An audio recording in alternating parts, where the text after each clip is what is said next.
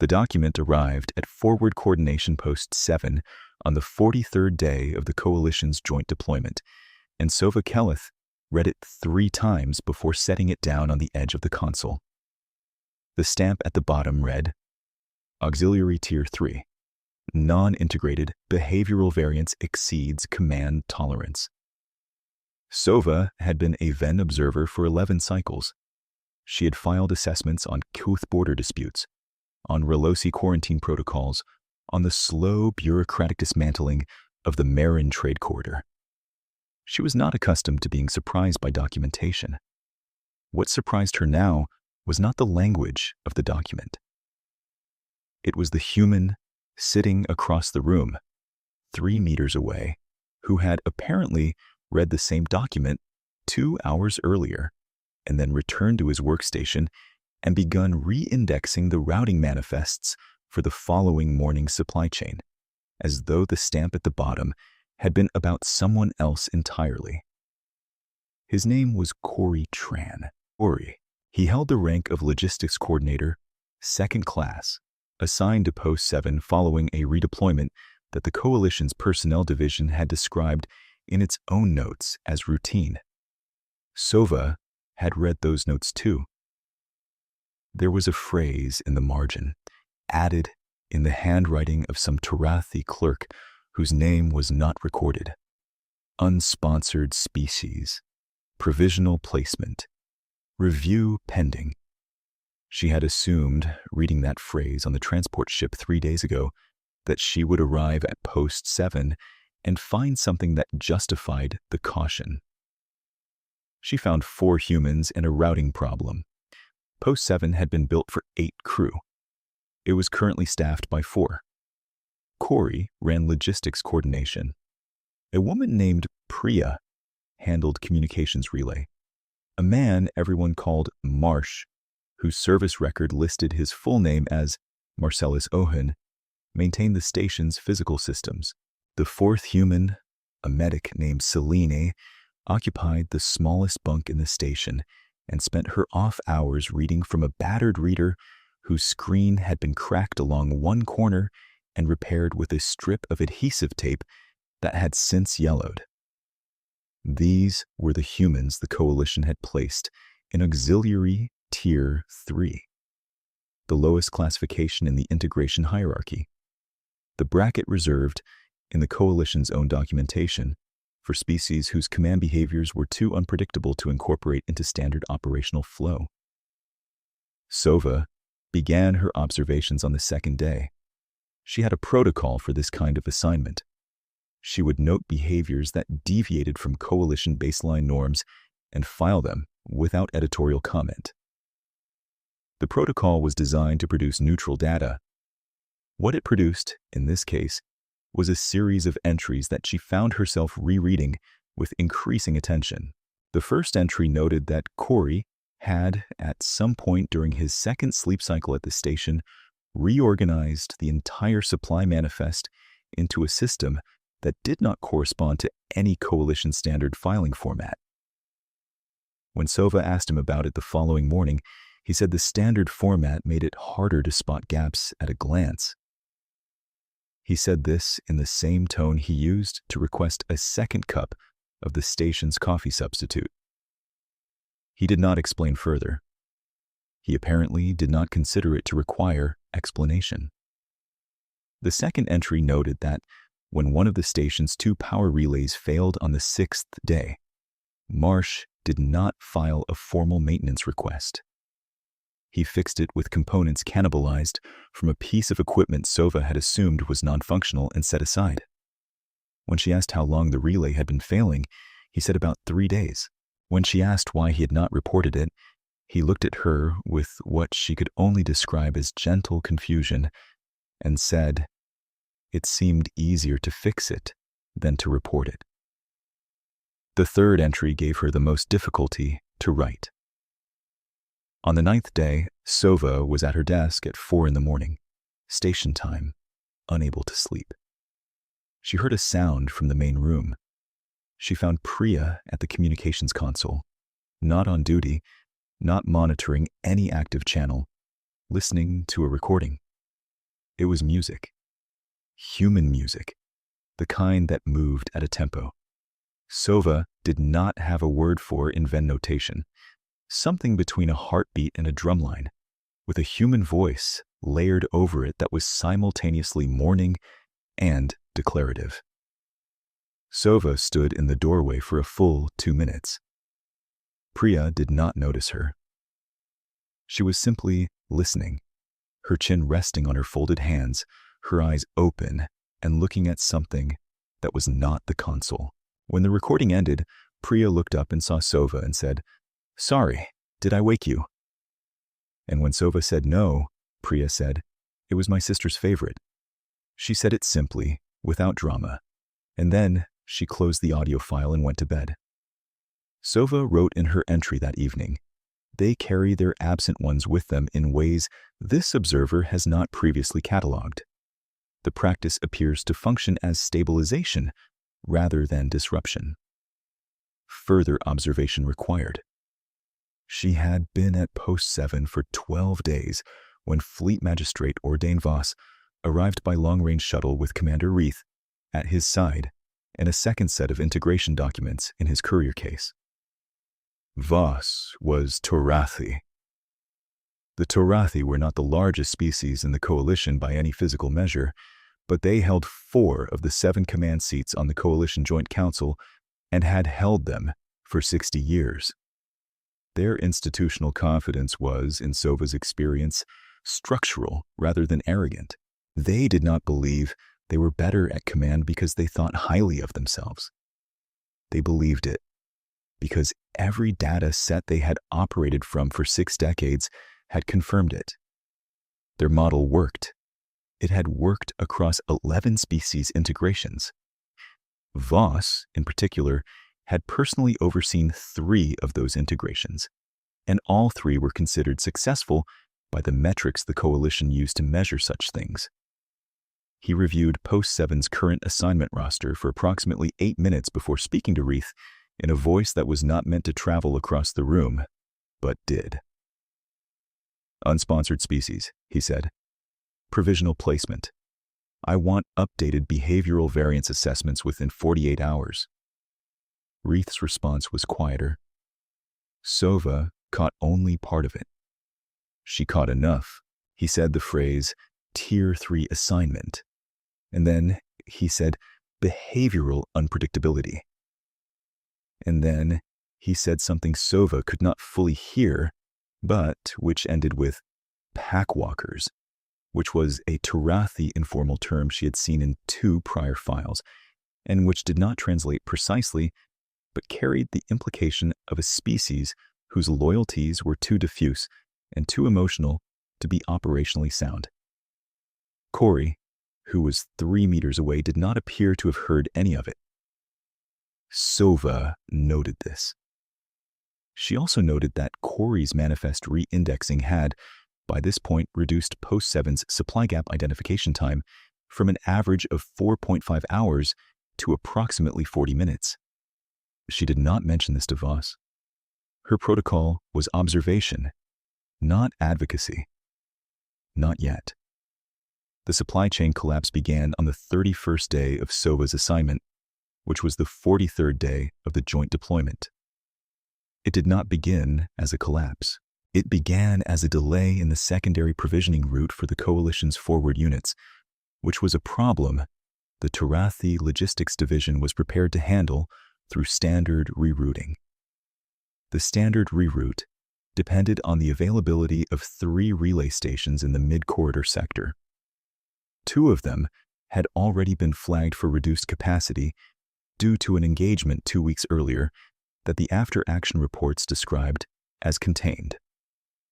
The 3rd station had been operating on backup power for 11 days without a formal maintenance update being filed.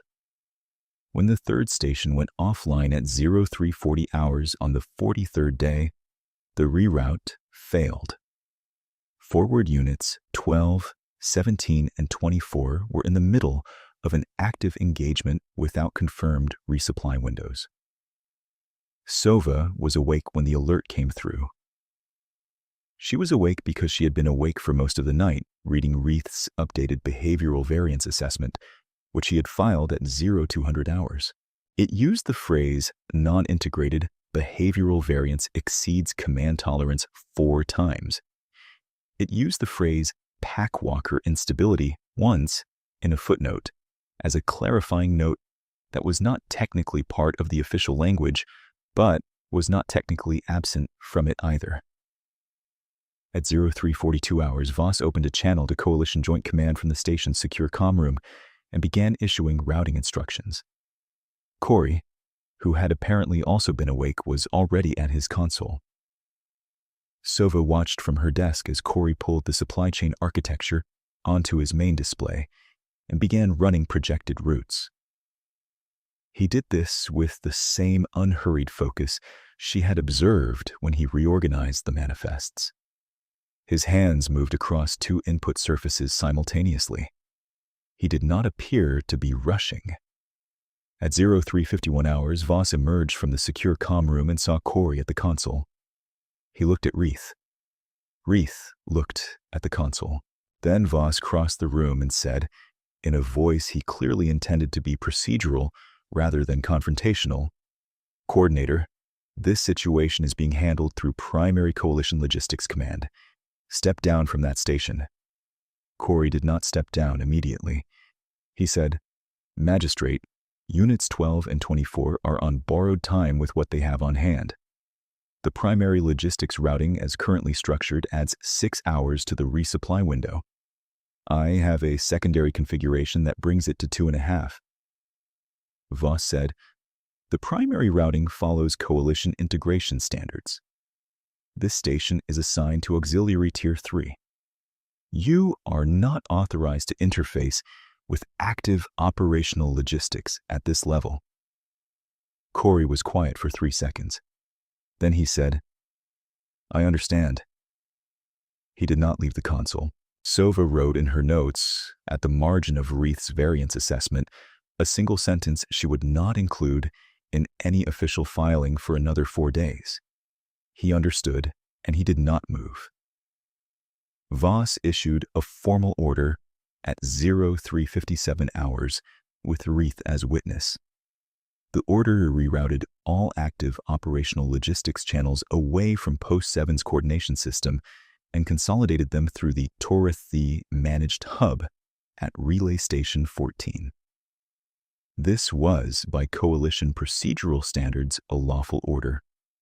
It was also, by any routing analysis Sova ran in the following hour, a decision that added 5 hours and 40 minutes to the resupply window for the 3 forward units. Units 12 and 24 had supply sufficient for roughly 4 hours of sustained engagement. Corey did not argue. He did not demand a reversal. He waited until Voss returned to the secure comm room, and then he turned back to his console, and he stayed there. He stayed there for what would become, by Sova's count, 60 hours total. The first 19 of those hours passed in a way she could track and document. He was working the system from within its new constraints, looking for routing configurations that existed inside the structure Voss had imposed and that could still do what was needed. He talked to Priya periodically. She ran communications relay to 4 other stations in the sector, testing channel loads. He talked to Marsh once about power draw on the secondary antenna array, and Marsh disappeared into the station's service corridor and came back 20 minutes later and said the array had another 12% of headroom that the system wasn't currently drawing on. At hour 14, Corey opened a channel to a Keth transit depot 4 sectors off the primary grid. The Keith were not coalition members. They were something closer to cautious neighbors, the kind of species that maintained cordial relations with several governments simultaneously and committed to none of them. Sova had not known there was a Keth transit depot within useful range. She checked the sector maps. It was there. It was not flagged in any coalition routing document she had seen. She asked Corey, at hour 15, how he had known about the Keth depot. He said, without looking up, that it had been in the manifest files when he first arrived. Someone had listed it under adjacent infrastructure, non-allied, information only. He said he had figured it was worth noting. She wrote in her assessment, "He catalogs what others do not expect to need." At hour 19, the Torathi biological consciousness threshold passed. This was the point at which, under normal Torathi physiological parameters, cognitive function in a continuous watch situation degraded past operational reliability. The Coalition's Joint Command protocols, written primarily by Torathi staff with input from 6 other species, defined the consciousness threshold at 19 standard hours and required crew rotation at that mark. Corey did not rotate. Priya tried to take the console at hour 19 and a half. Corey said, "I need you on the relay. The cath channel has to stay clean." She looked at him for a moment, the kind of look Sova had seen humans give each other when the spoken words were only the surface of a longer conversation. Then, Priya went back to the relay. Selene came in at hour 22 and set a container of something warm near the edge of the console without saying anything. Corey picked it up without looking away from the display and drank it and set the container back down. At hour 24, Sova stopped documenting the time and started documenting what was happening on the screens. The routing configuration Corey had built by hour 24 was not something she had a name for. It used the Cath Depot as an intermediate point which required negotiating informal passage rights in real time via the relay channel Priya was managing. It drew on 2 Relosi cargo vessels that had filed transit registrations through Post 7's sector 3 weeks earlier, and whose schedules, Corey had apparently noted, put them within efficient range of Units 17 and 24 at almost exactly the right moment, and it used the extra headroom in Post 7's secondary antenna array to maintain coordination with all 3 forward units simultaneously, which was outside the station's listed operational specification. The station specification said the antenna array could manage 2 simultaneous active coordination channels at operational reliability. Marsh had found 12% more headroom. Corey was using 13. At hour 31, Unit 12 acknowledged confirmed resupply. At hour 35, Unit 17 confirmed. At hour 38, Unit 24 confirmed, with a message from its commanding officer that Priya read aloud to the room, and that contained the phrase, "Whoever coordinated this route, tell them I owe them a case of something." Corey did not respond to this. He was looking at the confirmation data with the expression of someone checking that a number adds up correctly. Sova was watching him. She had not slept in 22 hours herself, and she was aware of the quality of her attention, which was no longer the calibrated attention of an observer following a protocol. It was something closer to what she had written about Priya listening to music at 4 in the morning. She was watching something she did not have a category for yet. At hour 39, Voss emerged from the secure comm room. He had received the resupply confirmations. He stood in the doorway and looked at the coordination displays, and then looked at Corey, and then looked at Sova. Sova said nothing. Reith was behind Voss. He was the one who spoke first, and his voice had lost the formal register it had carried for the past 3 days. He said, "How long has he been at that console?" Sova checked her notes and said, 39 hours past your order. 19 hours past the Coalition consciousness threshold." Reith did not say anything after that. Voss crossed the room to the console. Corey did not turn around. He was still running confirmation checks on the resupply chains, cross-referencing the Cath Depot records against the forward unit manifests to verify that the quantities were correct. Voss stood behind him for nearly a full minute, reading the displays. Then Voss said, "Coordinator." Corey said, "Magistrate." Voss said, "What made you certain this would work?" Corey was quiet for a moment. He was looking at the screen, not at Voss. Then he said, "I wasn't certain. I just needed it to." That was the single line Sova recorded verbatim in her assessment. She did not add commentary. She did not need to. She had been a Venn observer for 11 cycles, and she knew the weight of a sentence that carried an entire method of being inside it.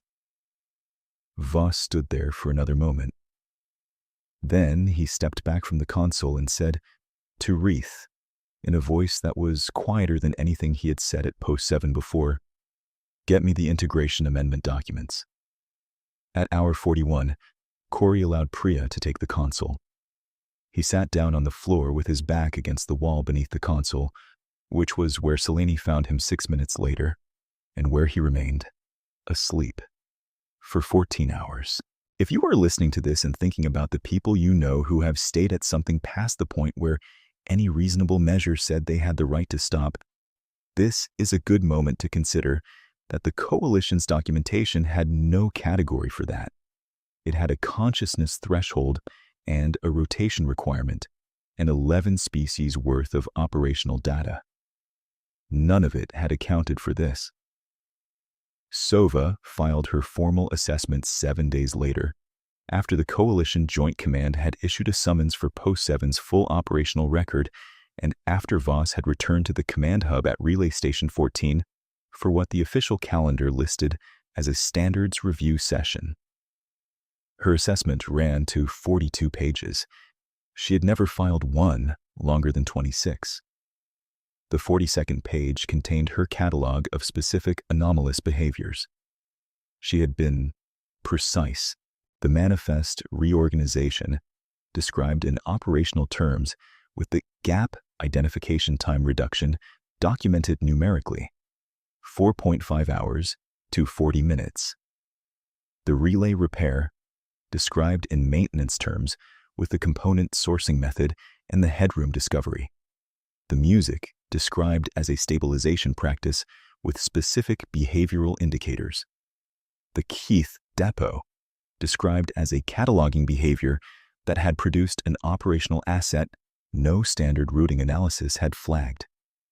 And the 41 hours at the console, described in biological terms against the Coalition's own threshold documentation, with confirmation records for all 3 forward units attached. She had not editorialized. She had not called any of it extraordinary because the protocol did not call for that kind of language, and because she understood by now that the humans would not have wanted the word applied. It was not how they understood what they had done. They had done what the work required. The work had required something the standard model did not have a slot for. The standards review session at Relay Station 14 convened 11 days after the resupply. Sova was present as witness. Corey was not there. He was back at Post 7, re-indexing the supply manifests for the next provisioning cycle. Sova arrived at the relay station 9 hours before the session opened. She had been allotted a guest cubicle on the 3rd interior ring, which was where the Coalition typically housed observers from species without a permanent council seat. The cubicle had a folding desk, a sleeping shelf, and a wall display tuned by default to the standing fleet roster. She did not unfold the desk. She set her travel archive on the shelf and walked the ring 3 times to reset her observer's posture, which was a Venn practice that her superiors at the Observer Corps had taught her in her 2nd cycle, and which she had performed before every session of consequence she had ever attended. The chamber on the 1st ring was Tarathi built and used Tarathi acoustical conventions. Voices carried in a dampened lower register, and the floor sloped by approximately 2 degrees toward the central recording column, which meant that any speaker addressing the column was understood to be on the formal record. The 7 seats at the head of the chamber were occupied by the Joint Command delegates. Sub-Magistrate Helu Renth of the Tarathi Commerce Branch sat to Voss's right. Adjudicator Naomi Kaur of the Relosi was at the left, her 4 lower hands folded in the species' procedural posture. The Keth had sent a single observer of their own, a quiet figure named Ket Aramu, who carried no procedural standing in the chamber and whose presence was technically informal, which Sova noted with care because the Keth almost never sent anyone to a coalition session at all. The Marin chair was empty. The Vahari chair was occupied by their junior delegate. 2 further chairs were filled by coalition record keepers whose function was procedural rather than deliberative. Sova was seated in the observers' gallery on the 2nd tier, which was raised by approximately 1 meter above the chamber floor, and which gave her a sightline to every named delegate, including Voss. Reith was at Voss's shoulder, 1 step behind, in the adjutant's posture. Voss opened the session by reading aloud from the integration amendment documentation he had drafted. The amendment was precise.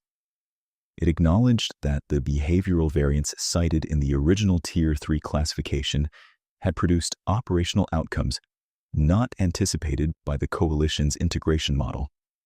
It proposed a new framework for human logistics personnel that recognized, in the language of coalition procedural documents, non-standard operational tolerance as an asset category rather than a deviation category. It retracted the Tier 3 designation. Voss did not call it a correction, not call. He called it an amendment, which was the word the procedural language used for situations where the previous data had been incomplete. Sova noted this distinction and chose not to comment on it. The distinction was accurate. The data had been incomplete. It had been incomplete because the humans the coalition was measuring had not previously had an opportunity to demonstrate the full range of what their model of operational behavior included. They had needed a supply chain collapse and an abandoned station and a Keth transit depot filed under information only in a margin note no one else had thought to keep. Sub-Magistrate Renth raised the first procedural question. He asked whether the proposed reclassification carried implications for the 11 prior species integrations the coalition had completed under the existing framework. He asked it without inflection, which in Torathi institutional register was the form a question took when the asker considered the answer load-bearing. Voss said the prior 11 integrations remained valid under their original metrics because their original metrics had been adequate to the species in question. He said the present amendment opened a new category rather than rewriting the prior categories. Renth accepted the answer with a small dip of his upper jaw, which was the procedural equivalent of recording the response. Adjudicator Kaur was the second to speak. She asked, in the Rallisy pattern of holding the most operative word until the end of the sentence, whether the new framework would require a corresponding adjustment to the casualty calculus the coalition used in operational planning. The question landed in the chamber more heavily than Kaur's tone suggested. The casualty calculus was the procedural floor on which most of the coalition's deployment decisions rested. It assumed, as a baseline parameter, that any mixed species forward unit would tolerate losses at a projected rate calibrated to the species with the lowest endurance threshold present. If humans were now to be classified by operational tolerance rather than by deviation, the projected rate for any unit containing humans would have to be recalculated. Voss answered the question precisely. He said the casualty calculus would require a revision footnote, not a structural rewrite, and that the revision would be drafted by the operations branch within the next 40 standard days. Kaur accepted the answer. Her lower hands did not move. The junior Vahari delegate asked nothing. The record keepers logged the exchanges. Ket Aramu did not speak, but Sova noticed, in a moment when the chamber turned its attention to a procedural minor, that Aramu was watching Voss with the same calibrated attention Sova herself had used at post 7 during the 41st hour. The Keth had no formal stake in the session. They were watching to see what the coalition's posture would now be toward a depot they had been operating in plain sight for 9 years. Sova made a private note that she would file separately on her return. The Keth had been waiting for the coalition to update its model. They had been waiting for 9 years. Voss closed the formal reading and entered the amendment into the chamber's recording column. The column registered the entry with a single low tone. Renth registered acceptance. Kaur registered acceptance. The Vahari Jr. registered acceptance. The 2 record keepers logged the registrations. Commander Reith was present at the session. He said nothing during the formal record. He filed his own internal report 11 hours after the chamber closed, in the adjutant's annex on the 3rd interior ring. 3 corridors from the cubicle Sova had been allotted. Sova had been asked to review the report in a private capacity before its submission to the Torathi Command Archive, which was a courtesy Reith had not been required to extend. She read it in his presence. The report ran to 7 pages. The first 3 pages were a procedural reconstruction of the events at Post 7 from 0340 hours on the 43rd day of the joint deployment through hour 41 of the coordination operation. Reith had been precise. He named the relay stations involved by their full coalition designations. He cited the original supply chain collapse to within 4 standard minutes of its onset. He recorded Voss's order rerouting active operational logistics to Relay Station 14 as lawful under the integration framework then in force. He recorded the order's projected delay against the resupply window for forward units 12, 17, and 24 at 5 hours and 40 minutes, which matched Sova's own routing analysis to the second decimal. The 4th page was the page Sova had expected Reith to find difficult to write. It described the period between hour 19 and hour 31 of Corey's continuous coordination, during which Torathi physiology would have failed under the same conditions, and during which the coalition's standing protocol would have required a forced rotation. Reith had described it without commentary. He had cited the consciousness threshold by its coalition reference number. He had cited the rotation requirement by its protocol number. He had recorded that the rotation had not occurred and that the coordination had nevertheless held. He had not editorialized. He had filed it in the same procedural register he would have used to describe any other operational anomaly. The 5th page contained Reith's analysis of the Keth depot. He had pulled the sector registry and traced the depot's filings back 9 years. He had named, by their full Torathi service ranks, the 17 Torathi logistics officers who had routed through the sector and flagged the depot as non-allied infrastructure. He had named himself among them. He had been one of those 17. The 5th page contained, near its bottom, the only sentence in the report that broke from procedural language. The sentence read, "The working model excluded what the depot represented because the working model did not have a category for held information whose value was not currently active." Sova read the sentence twice. She did not comment on it. Reith had not asked her to. The 6th page was a recommendation. Reith recommended that the Torathi logistics doctrine be revised to permit the cataloging of adjacent infrastructure under a new category he proposed naming latent asset infrastructure, with a procedural standing somewhere between active network and unflagged. He recommended that the recategorization be retroactive to all Torathi sector reviews completed in the prior 9 years. He recommended that the 18 prior reviews of the Keth sector be reopened. He attached a draft of the doctrinal language to the 7th page.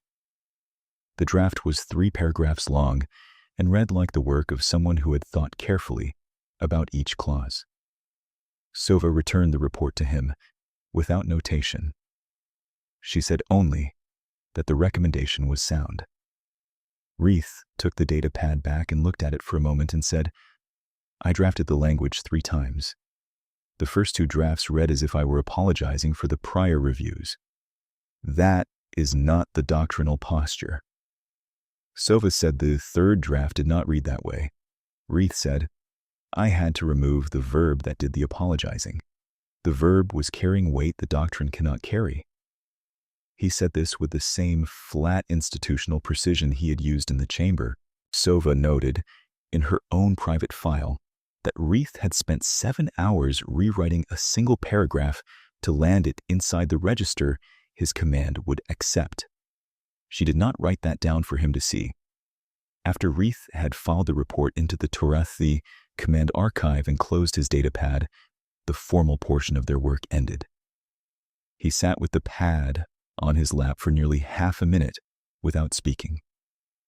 Then he set it aside and said, in a voice that was almost conversational, that he had looked up the Keth transit depot in the sector registry after the resupply. He said it had been there for 9 years.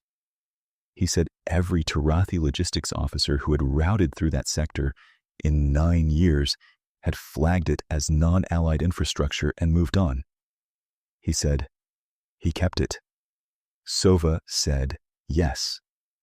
Reith said, because it might matter someday. She said yes again. He was quiet for a moment. Then he said, we don't do that. We route by current alliance status. If it's not in the active network, it isn't in the working model. Sova said, I know. He picked up his datapad and left. His posture was the same as it had been on arrival. His expression was not. She returned to Post 7 4 days later to collect her final materials and close out her observer station. Priya was on the communications relay. Marsh was in the service corridor with something that required a half-size wrench and a great deal of patience. Celine was in the medical bay, running a routine inventory that had been overdue since the 43rd day of the deployment. Corey was at his console. He looked up when Sova came in and said, safe travel, which was how the Post 7 crew said goodbye. She had learned this. It was not a Venn expression. It was not a coalition expression. She was not certain it was standard in any formal human catalog. It seemed to have been adopted by this particular group of 4 humans in this particular station on this particular shelf of rock as the correct thing to say to someone leaving. She packed her observer's kit. She took the 42-page assessment from her display and transferred it to her travel archive. She closed out the observer's station, which meant returning the desk to its folded position against the wall and removing the cable connections from the station's secondary data port. Before she disconnected the secondary display, she saw in the frame of Corey's workstation, taped to the edge of the console with the same yellowed adhesive tape Celine used on her reader, a small photograph. She had been in the room for 26 days and had not noticed it before. It was a photograph of 2 people standing in front of something green and large, a tree perhaps, with their arms around each other, both of them squinting slightly in light that must have been bright. One of them was Corey. The other was someone Sova did not recognize. She had not asked about it in 26 days. She had not asked about Priya's music. She had not asked about Marsh's repair philosophy or Celine's yellowed tape. She had observed and filed and trusted that the filing would be enough. On the last morning before she left, Sova asked. Corey looked at the photograph. He said, my brother. He was with the Meridian mission 3 years ago. He said it the same way Priya had said it was her sister's favorite. Simple, without weight added to it, the way someone names a thing that is already as heavy as it is going to be. Sova said she was sorry. Corey said he'd have thought all of this was something. He gestured once at the console and the displays, and the room and the sector map still open on the secondary screen. Then he went back to the routing work. Sova carried that sentence with her onto the transport ship. She thought about it during the 2-day transit back to the Coalition hub. She turned it over, carefully, the way she turned over phrases in other languages that did not translate cleanly. He'd have thought all of this was something. It was not a sentence about grief, exactly, though it was full of it. It was not a sentence about accomplishment, though it contained that too. It was a sentence about the absent one being present enough to have an opinion, present enough to be right about it, present enough that the work done in their absence was somehow also done in their company. She had written in her catalog that the humans carried their absent ones with them as a stabilization practice. She had been correct in the functional observation. She had been incomplete in the larger one. They were not carrying them as weight. They were carrying them as compass. The Integration Amendment documentation was formalized by the Coalition Joint Council 14 days after the standards review session. The new framework assigned human logistics personnel to a classification the amendment's drafters called Operational Variance Designate, which was not a diminishment and was not quite an equal footing either. It was a category the Coalition's procedural language had not previously contained. Voss had written the language himself. Sova had read the draft before it was filed, and she had noted that the phrase non-standard operational tolerance appeared 7 times and that the phrase packwalker did not appear at all. She filed her own addendum to the amendment record, which was within her authority as a certified observer. The addendum contained a single sentence. The addendum read, "The variance does not exceed command tolerance." The variance is the tolerance. The Coalition's integration documentation for human logistics personnel, as amended, carries that sentence in its preamble today. Sova returned to Post 7 once more, 18 months later on a different assignment that routed through the same sector. The station had been expanded. There were 8 crew now, the original 4 and 4 others, 2 of them human and 2 of them Ven, which was new. A Ven crew assignment to a human-coordinated station being something the Coalition's integration framework had not previously included. The desk Sova had used was now a permanent observer station.